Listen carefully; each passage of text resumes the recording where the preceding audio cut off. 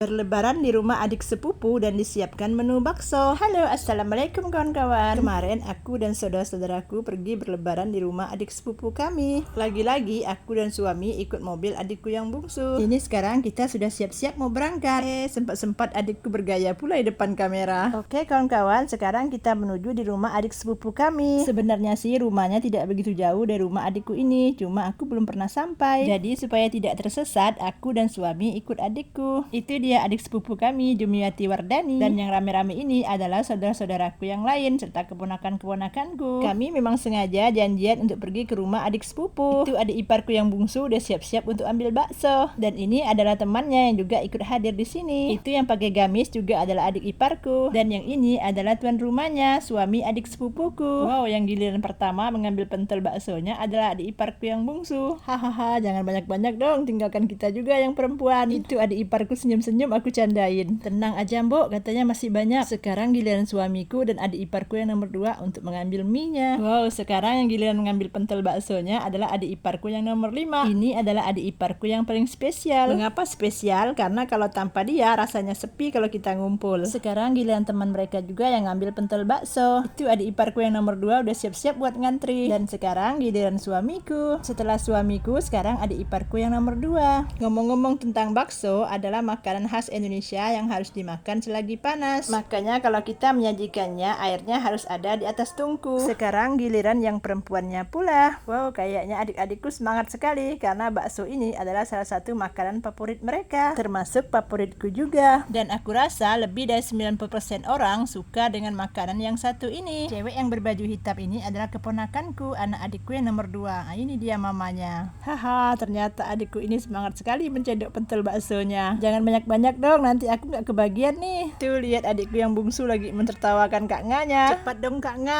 aku juga mau, kata adikku yang bungsu. Maaf kawan-kawan, ini kita hanya bercanda-canda aja. Kalau nggak bercanda seperti ini kayaknya nggak seru aja. Kami berenam saudara dan 12 dengan ipar, kalau sudah ngumpul memang suka bercanda dan bahkan saling membuli. Tapi tenang aja, buliannya tidak sampai saling menyakiti karena kita sudah sama-sama paham. Itu kami lakukan hanya untuk seru-seruan aja. Setelah adikku yang nomor 2 selesai, sekarang giliran adikku yang nomor 5. Terpaksa adikku yang bungsu harus mengalah lagi karena adikku yang nomor 5 minta duluan. Katanya udah nggak sabaran ingin makan baksonya. Dan aku yang jadi kameramen ini terpaksa harus menunggu giliran terakhir. Tapi kata tuan rumahnya, tenang, baksonya masih banyak Kak Long. Haha, karena mendengar kata-kata itu akhirnya aku tenang memvideokan mereka. Akhirnya adikku yang bungsu mendapat giliran juga. Berlebaran di rumah adik sepupuku ini memang seru. Terima kasih adik sepupuku atas jamuannya. Semoga kita diberikan kesehatan dan panjang umur, tahun depan bisa bertemu kembali di suasana lebaran yang membahagiakan.